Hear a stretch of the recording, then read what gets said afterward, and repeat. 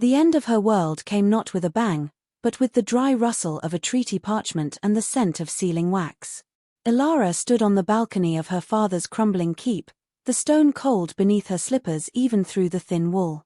Below, the last of the autumn roses were shedding their petals, a slow, blood-colored surrender to the coming frost. It felt like a mirror to her own heart. 6 days now, she had known. 6 days since the envoys from the Court of Quiet Sorrows had arrived, their silver-grey banners a stark slash against the tired gold and crimson of her own kingdom. They had not come for war. They had come for peace, a peace to be purchased with a single, barren bride. Ha! The air was thin and sharp, carrying the smell of wood smoke and damp earth.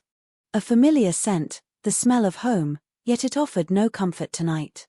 It only sharpened the edges of her grief. She was the last of a line that had stretched back 1,000 years, a lineage famed for its vibrant life, its boisterous halls, its broods of bright-eyed children. And it would end with her.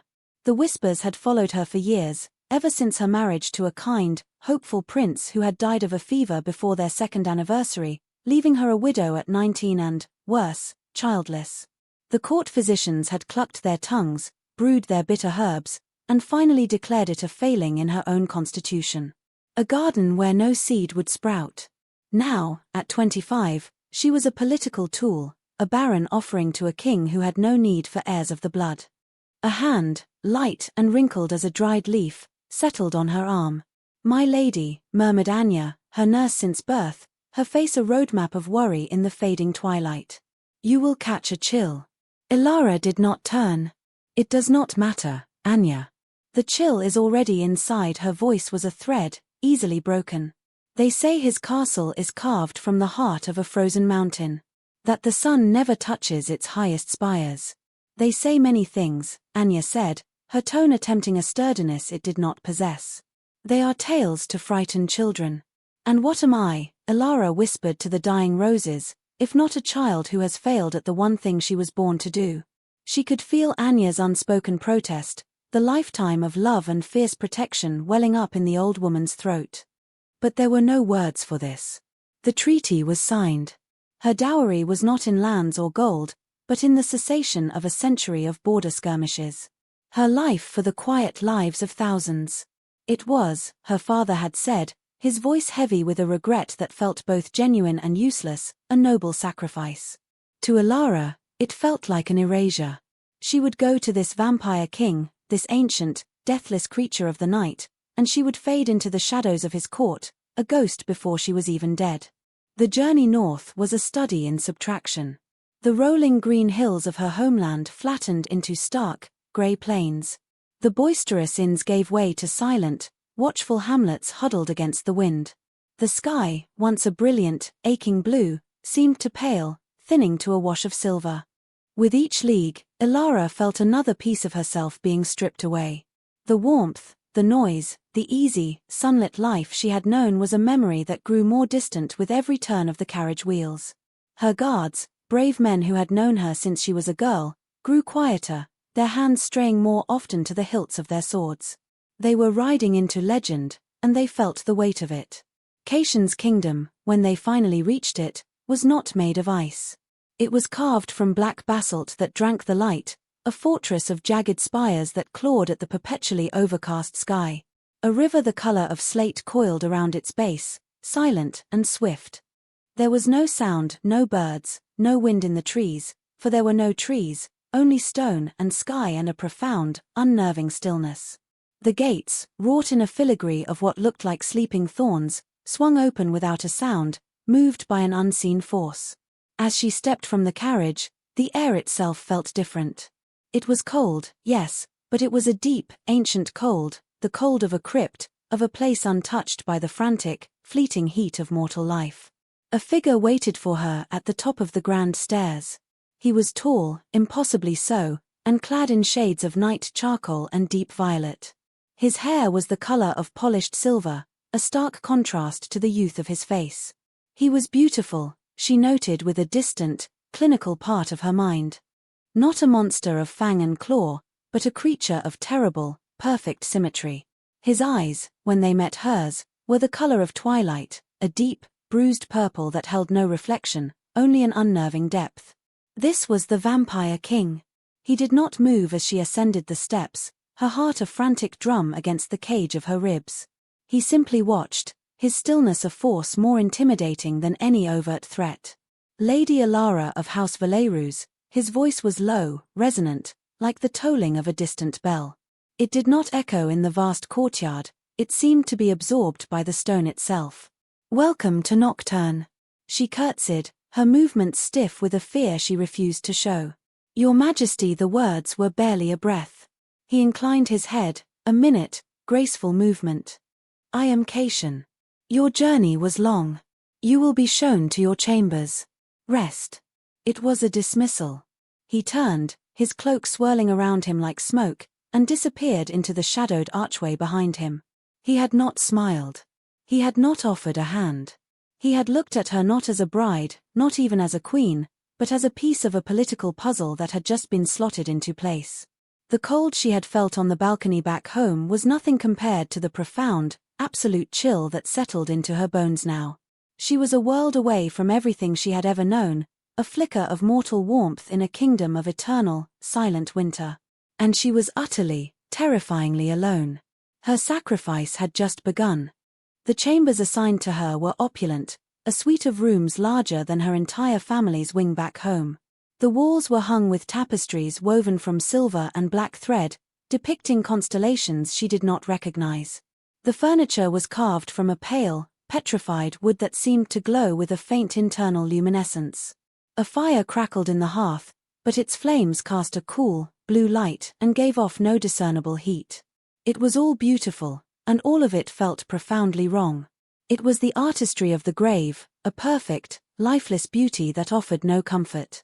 For 3 weeks, she lived in this gilded cage.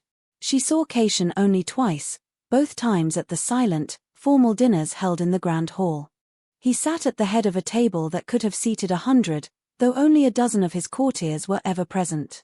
They were like him, impossibly beautiful, impossibly still. They moved with a liquid grace that was unnerving, their conversations murmured in a language she did not understand, their twilight eyes occasionally flicking towards her, the sole splash of color and clumsy mortality in their monochrome world. They did not eat the food served to her, delicate pastries, roasted fowl, fruits that tasted of ash. They drank from dark, crystal goblets, a liquid the color of deep rubies. She tried not to think about what it was. Caitian never addressed her directly at these meals. He would incline his head in greeting, and again in dismissal. The rest of the time, he seemed to forget she was there. And yet, she felt his gaze on her constantly. It was not a leering or possessive look, but something far more unsettling. It was analytical. He watched her the way a scholar might watch a strange, new specimen, with a detached, ancient curiosity. He watched the way her hand trembled when she lifted her fork, the way her breath misted in the cold air, the way the pulse beat a frantic rhythm at the base of her throat. He was studying the mechanics of her life, and it made her feel like a machine about to break down. Her days were spent in suffocating solitude. She explored the castle, a labyrinth of silent corridors, vast libraries filled with books whose pages were brittle as autumn leaves, and forgotten ballrooms where dust motes danced in the thin shafts of grey light that pierced the high, arched windows. The entire castle felt like it was holding its breath. It was a place of memory, not of living. One afternoon, desperate for a sliver of the life she'd lost, she found a conservatory.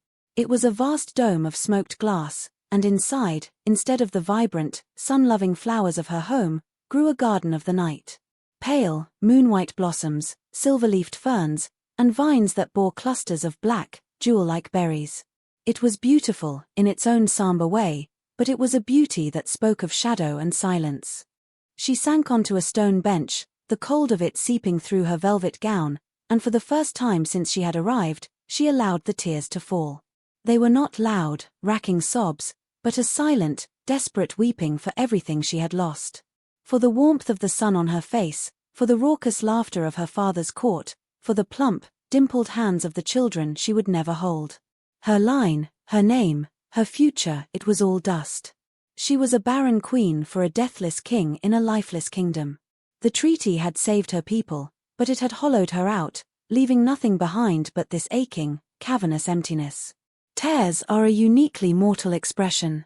The voice came from behind her, Caitian's low resonance. She gasped, spinning around, her hands flying to her wet cheeks. He stood in the archway, a silhouette against the dim light of the corridor. He moved with no sound. Your Majesty. I apologize, she stammered, trying to rise, to compose herself into the proper image of a queen. For what? He asked, taking a step into the conservatory. The faint, blue light from the firestones caught the silver of his hair. For grieving.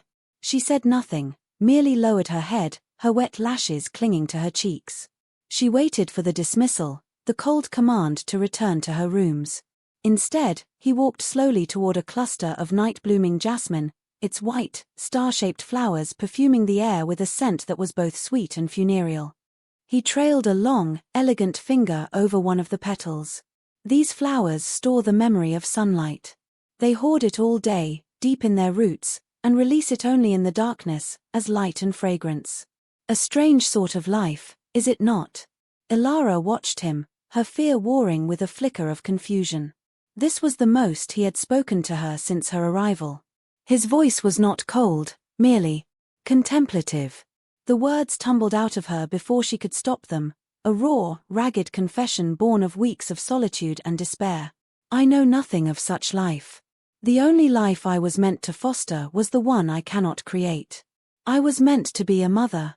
I was meant to fill the halls with the sounds of children. Her voice broke on the last word, and she pressed her lips together, furious at her own weakness. I can't have enough children. I can't even have 1 inch. The silence that followed was vast. She expected pity, or worse, indifference. She expected him to see her as her own people had, a beautiful, tragic failure. She braced herself for the confirmation of her own worthlessness. Caitian turned from the flowers, his twilight eyes fixing on hers. A slow, strange expression softened the sharp, statuesque lines of his face. It was not a smirk, or a sneer. It was a smile, but one of such profound, ancient gentleness that it took her breath away. It was a smile that held centuries of sorrow and a sliver of something that looked like wonder. He took a step closer, his presence overwhelming in the quiet space. You have enough life within you already. The words hung in the air between them, simple and yet incomprehensible. She stared at him, her tear-streaked face a mask of confusion. He spoke of life as if it were a quality, a substance she possessed, not an act she was required to perform. He saw something in her, something she had never thought to look for in herself. In the heart of his dead kingdom, surrounded by the ghosts of his court and the scent of night-blooming flowers, the vampire king had looked at her, the barren queen, and spoken not of her failure, but of her abundance. And for the first time in a very long time, Elara did not know what to think. The foundation of her grief, the certainty of her own emptiness, had been shaken by a single, quiet sentence. The king's words followed her like a second shadow in the days that followed. You have enough life within you already. She turned them over and over in her mind, searching for their meaning, for a hidden barb or a courtly platitude. But his tone had held neither. It had been a statement of fact, as simple and irrefutable as a declaration that the sky was grey. It unsettled her more than any threat could have. Her entire identity had been built upon a sense of lack, a hollow space at her center where children should have been. To be told she was already full felt like a riddle she couldn't solve. She began to watch him more closely during their silent dinners. He was still a creature of immense and unnerving stillness, but she started to notice the minute details. The way his long fingers would rest on the stem of his goblet, not holding it so much as communing with the crystal. The way his eyes, those deep pools of twilight, would track the slow dance of a spider spinning a web in the high rafters, his focus as absolute as if he were reading a sacred text. He was an observer of small, quiet lives. He seemed to find significance in things she had never thought to look at twice. One evening, emboldened by a strange, new curiosity, she did not immediately retreat to her chambers after the meal was concluded. As the other courtiers melted back into the castle's shadows, she remained in her seat. Caitian, who had risen to leave, paused at the head of the table, his gaze falling upon her. Is something amiss, my lady? He asked. His voice, as always, did not echo. She clasped her hands in her lap to still their trembling. I do not understand what you meant. In the conservatory. He was silent for a long moment, studying her face. He did not seem annoyed by the question, but rather, intrigued. He gestured to the chair beside him.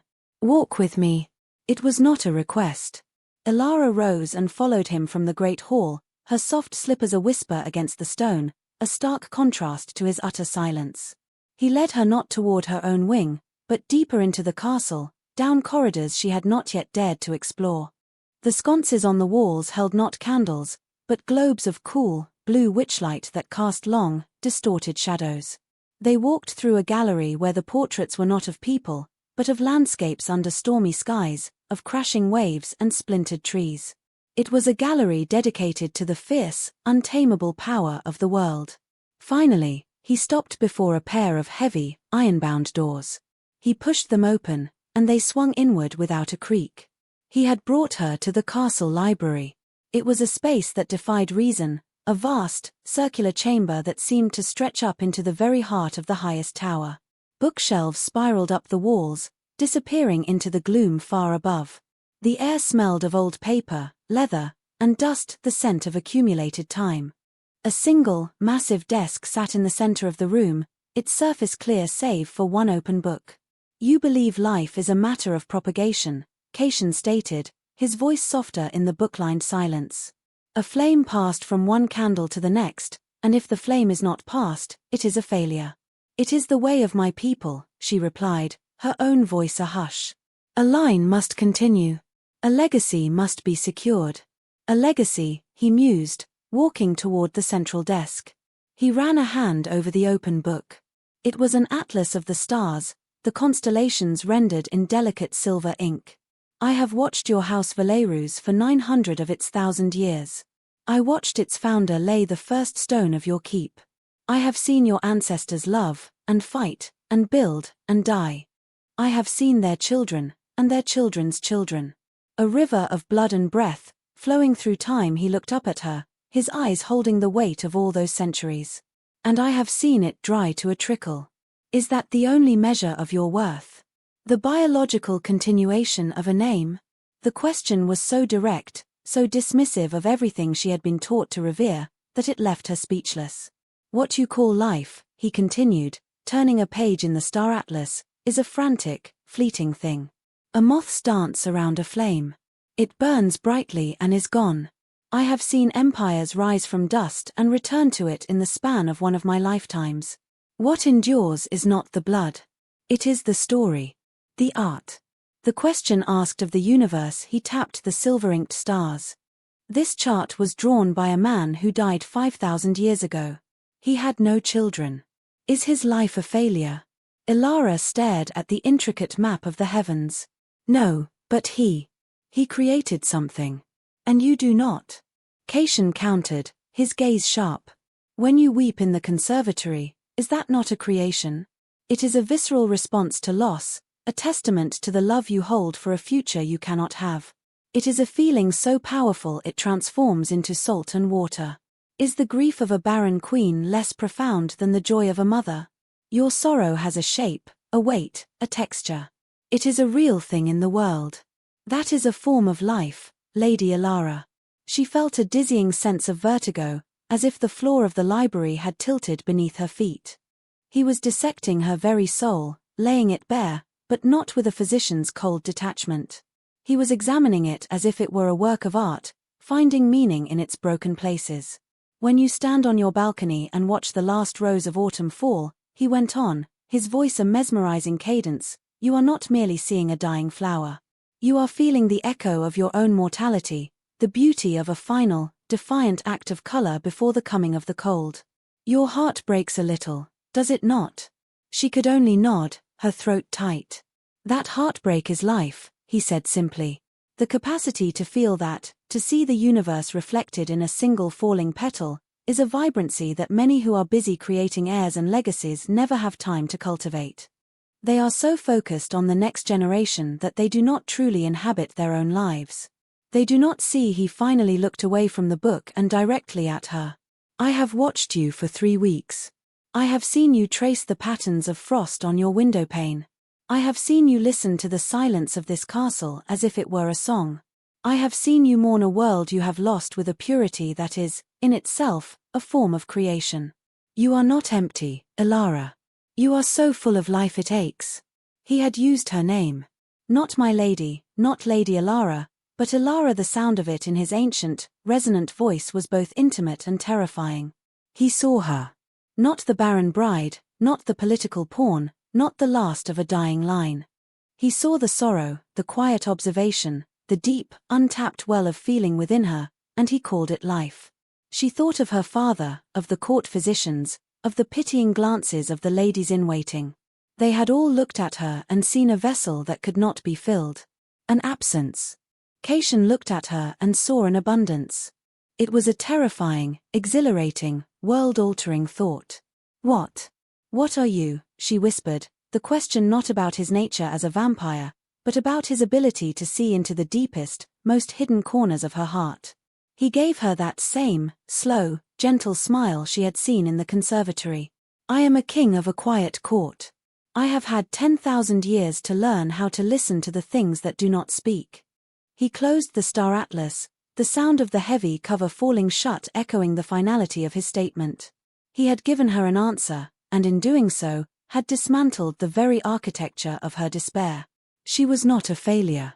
She was something else.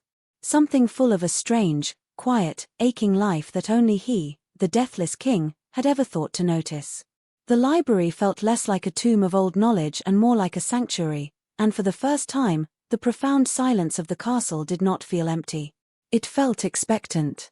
The conversation in the library became a crack in the dam of her solitude. Caitian began to seek her out, not for state dinners, but for quiet hours spent in the far-flung corners of his domain.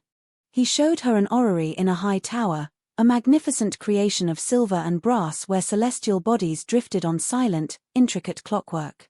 He explained the long, slow dance of dead stars and nascent galaxies, his voice weaving a tapestry of cosmic time that made her own brief, mortal lifespan feel both impossibly small and exquisitely precious. He would find her in the Gallery of Storms and speak of the artists, mortals he had known centuries ago, who had spent their lives trying to capture the soul of a thunderclap on canvas. This one, he said one afternoon, indicating a painting of a single, lightning-blasted oak, was a woman named Lyra. She was a farmer. She lost her entire family to a plague. Afterward, she never spoke another word. She only painted. She poured all of her grief into the sky. Elara looked at the violent, beautiful image, at the raw power captured in the oils, and she understood. Lyra had not created a child, a continuation of her bloodline. She had created this. A testament to her pain that had outlived her by 700 years. It was another kind of legacy. Their time together began to form a quiet rhythm, a counterpoint to the unchanging stillness of the castle. She learned that his courtiers were not unkind, merely distant. They were beings who had lived so long that the frantic emotions of mortals were like a foreign language they had long since forgotten. They regarded her with a mild, placid curiosity, but they left her to their king. She was his project, his strange, living artifact. One evening, he brought her to the castle's lowest levels, to a crypt far beneath the foundations. Her heart hammered with a primal fear.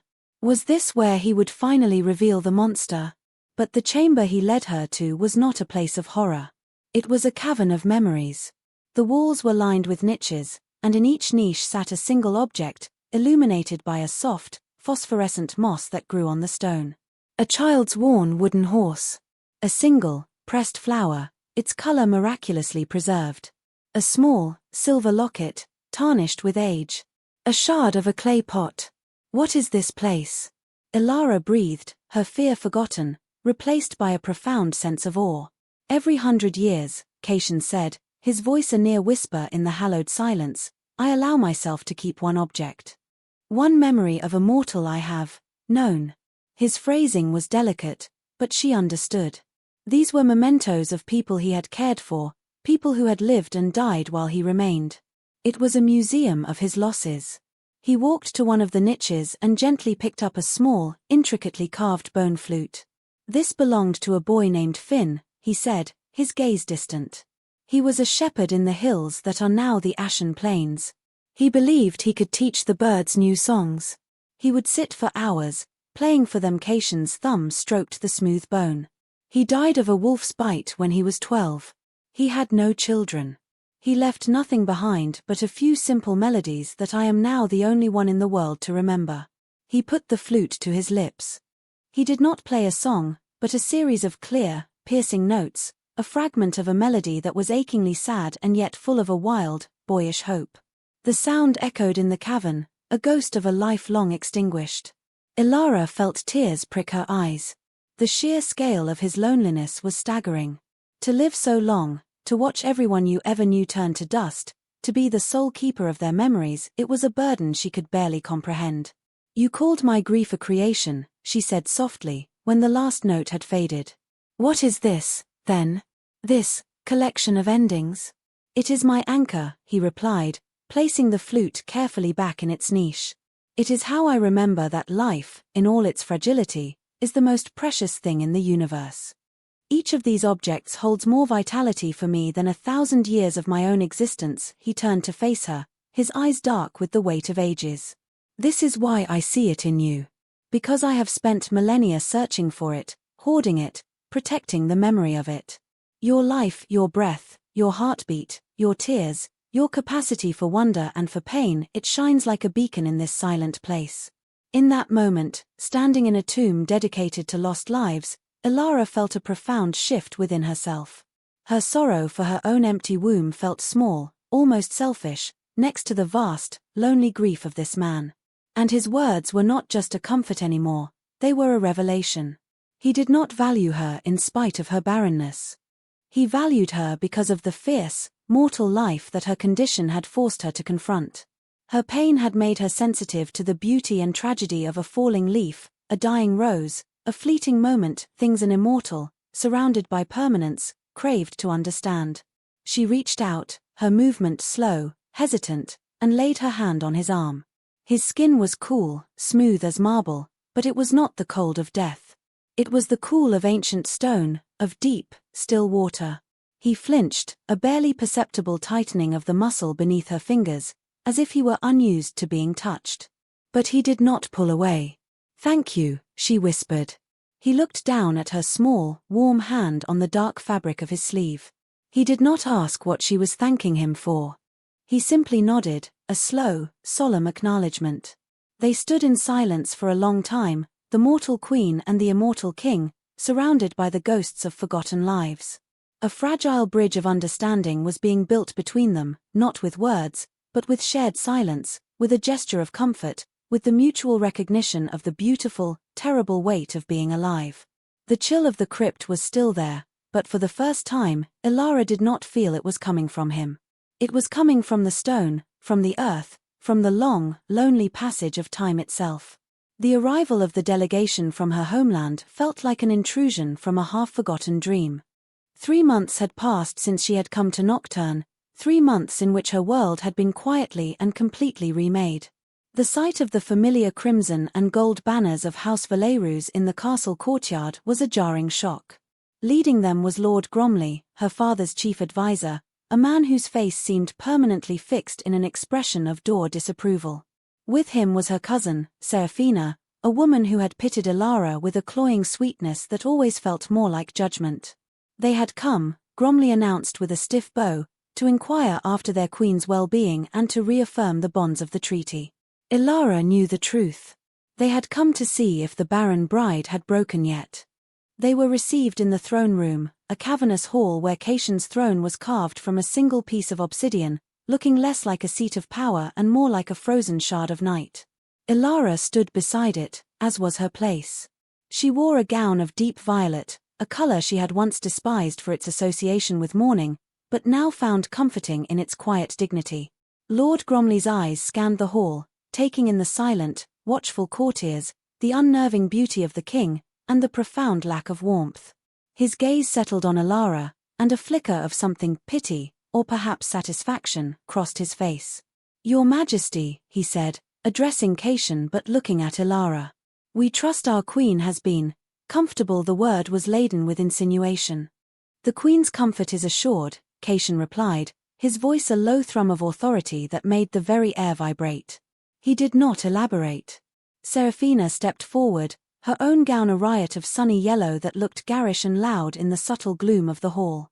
"Oh, Elara, cousin," she gushed, her voice painfully bright. "You are so pale. This northern air does not agree with you. But do not fret. We have brought you gifts. Tonics from the royal physician, to strengthen your constitution." She smiled a wide, meaningless smile. One must never give up hope, after all. The implication was clear, a cruel, public reminder of her perceived failing. A few years ago, the words would have pierced Elara like a shard of glass. She would have flushed with shame, lowered her eyes, and felt the familiar, hollow ache in her womb. But standing there, beside the silent, ancient king who had taught her to see life in a falling petal, the words felt pathetic. They were small, earthbound concerns from a world that no longer had a claim on her. She met her cousin's gaze, her own expression calm and unreadable. "Thank you, Seraphina. Your concern is, as it has always been." The subtle barb hit its mark, a flicker of irritation crossed Seraphina's face. Lord Gromley, sensing a loss of control, cleared his throat. "The king, my father, sends his greetings. He is eager for news. The treaty holds, but an alliance is strengthened by fruitfulness." By the promise of a future he was speaking in code, but his meaning was as blunt as a club. He was asking if she was pregnant. He was asking if the monster had managed to perform a miracle where a mortal prince had failed. The silence in the hall became heavy, suffocating. The eyes of the courtiers, usually so placid, held a new, sharper focus. They were watching their king. They were watching this clumsy, loud mortal demand an accounting of their queen's womb. Elara felt a flush of anger, hot and clean. How dare they? How dare they come into this place of quiet contemplation and try to drag her back into their narrow, suffocating world of bloodlines and breeding? Before she could speak, Caitian moved. He did not rise from his throne, but he leaned forward slightly, a subtle shift of weight that seemed to draw all the light in the room toward him. When he spoke, his voice was dangerously soft. "The future of this kingdom," he said, his twilight eyes fixed on Lord Gromley, "is not measured in heartbeats. It is measured in epochs. Your king worries about the next generation. I am concerned with the next millennium." He paused, letting the weight of his words settle. "The queen's fruitfulness, as you so delicately put it, is a matter for myself and the queen alone. It is not a subject for diplomatic inquiry." Gromley paled, his blustering confidence deflating. "Of course, your majesty.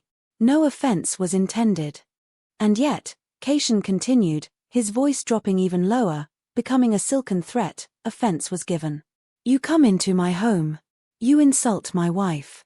You imply that her worth is something to be tallied like bushels of wheat at harvest." He rose from the throne then, a slow, deliberate unfolding of his tall frame.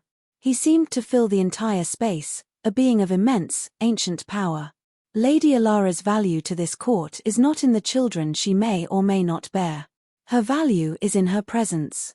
She has brought a perspective to this place that it has not known in 5,000 years. She has reminded us of the beauty of fragility. She is not a vessel for a royal bloodline. She is the queen." He took Elara's hand, his cool fingers lacing through hers. The gesture was possessive, protective, and utterly unequivocal. It was a public declaration, not of a political alliance, but of a personal one. He was claiming her, not as a broodmare or a treaty bride, but as his. Seraphina stared, her mouth agape. Lord Gromley looked as if he might faint.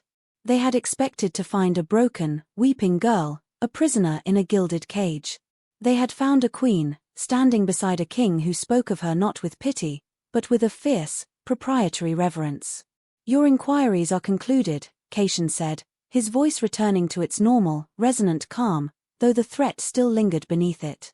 "You will be given lodgings for the night. You will depart at dawn. We are finished here." It was a dismissal of absolute finality. The delegation, thoroughly routed, bowed and scraped their way out of the throne room, their bright colors seeming to fade as they retreated into the shadows. When they were gone, The hall returned to its customary silence. Caitian did not release her hand. He turned to her, his expression unreadable.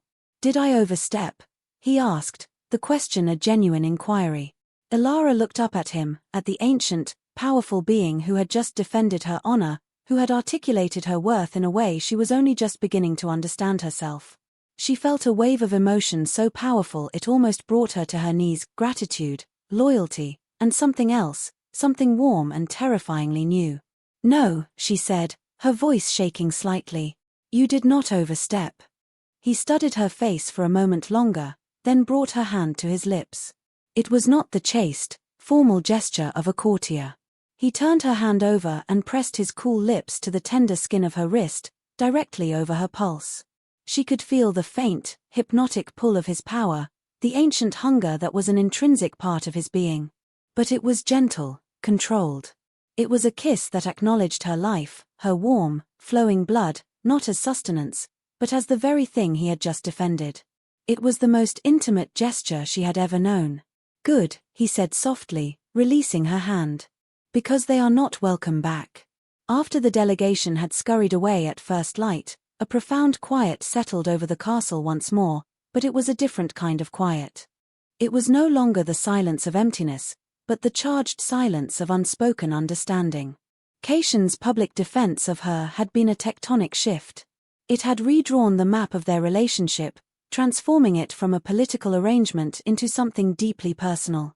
She was no longer just a guest, a ward, or a curiosity.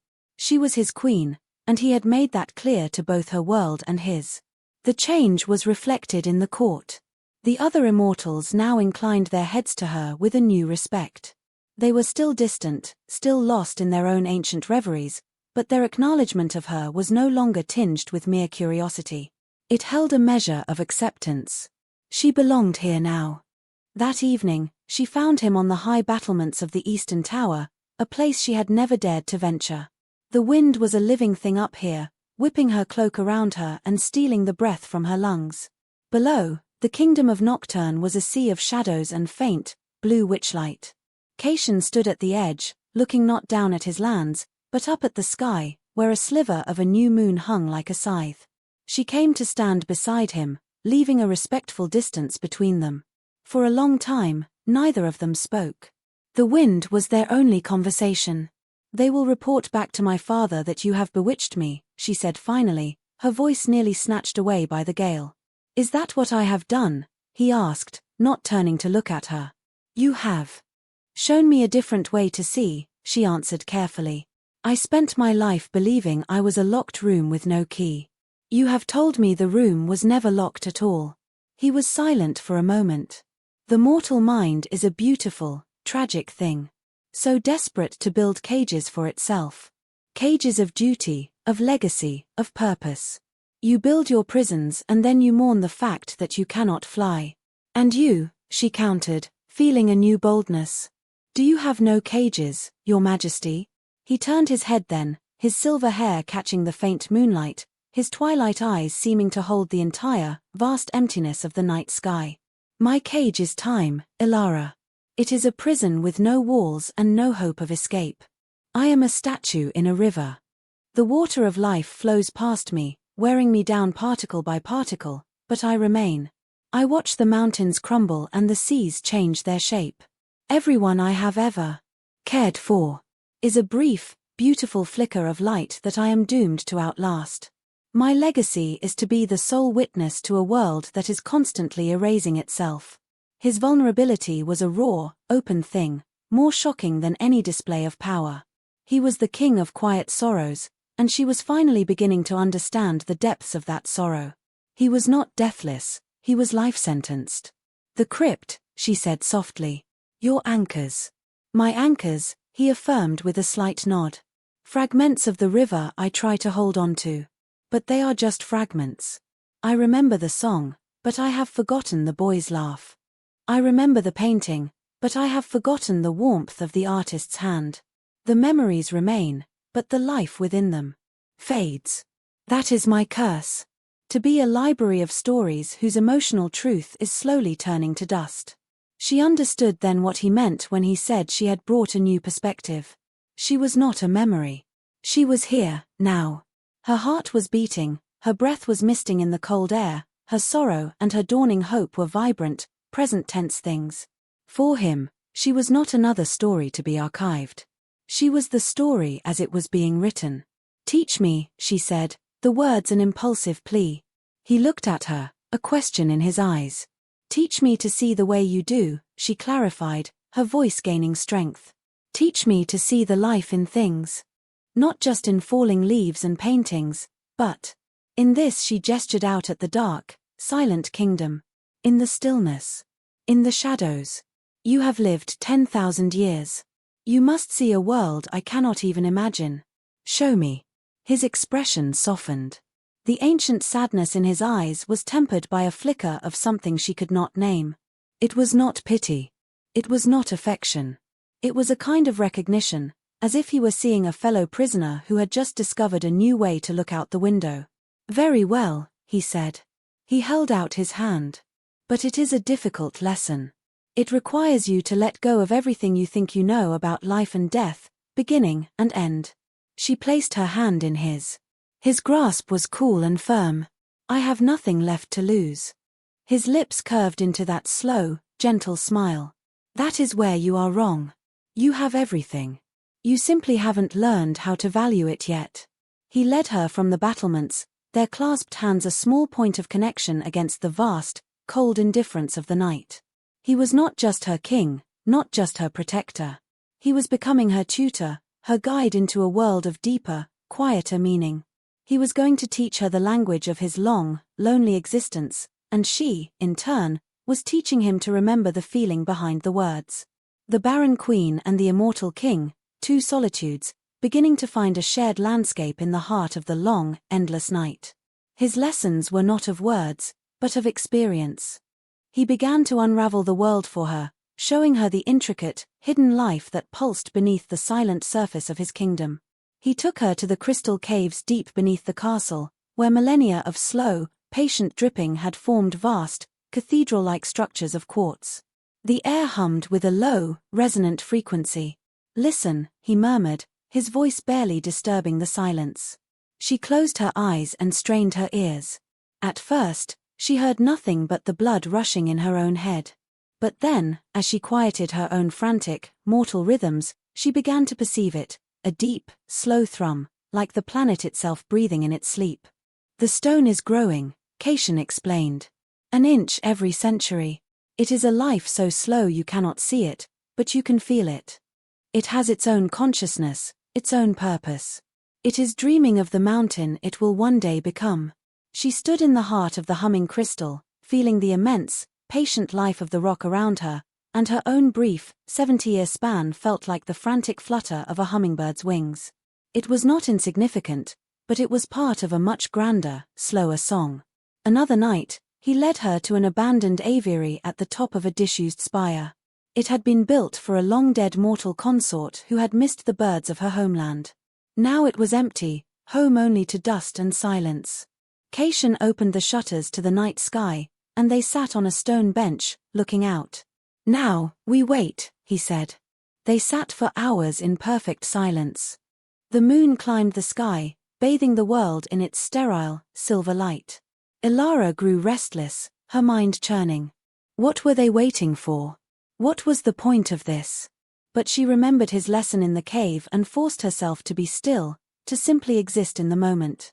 Just before the false dawn, it happened. A flock of shadow moths, creatures as large as her hand with wings the color of crushed velvet, were drawn to the faint light of the rising moon. They fluttered into the aviary, their movements silent and graceful, their wings creating gentle currents in the air. They danced in the moonlight for a few precious minutes, a silent, swirling ballet of darkness and light, before disappearing back into the night as the first hint of gray appeared on the horizon. Ilara was breathless. It was the most beautiful, ephemeral thing she had ever seen. "They live for a single night," Caitian said softly, "after they were gone. They hatch in the dusk, they dance, and they are gone by sunrise. Their entire existence is for this one, beautiful, silent flight." He looked at her. "Is their life meaningless because it is short?" "No," she whispered, the answer a certainty in her heart. It's beautiful because it's short. He nodded, a flicker of approval in his eyes. You are beginning to understand. Through these lessons, the castle transformed around her. The silent corridors were no longer empty, but full of the patient life of the stone. The shadows were not an absence of light, but a canvas for the brief, beautiful dance of moths. The silence was not a void, but a space in which one could hear the planet breathing. Her own transformation was just as profound.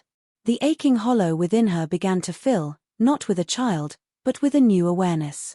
She started a journal, not to record events, but to capture the fleeting moments of beauty she was learning to see, the way the witchlight reflected in a puddle of rainwater, the intricate geometry of a spider's web, the scent of the night-blooming jasmine after a storm. She was not creating a legacy of blood, but a legacy of observation, a testament to her own, unique experience of the world. One afternoon, he found her in the conservatory, not weeping, but sketching the delicate, veined petals of a moon orchid in her journal. She was so absorbed in her work that she didn't notice him until he stood before her. You have found a new language, he observed, looking at the drawing. You gave me the alphabet, she replied, not looking up from her work.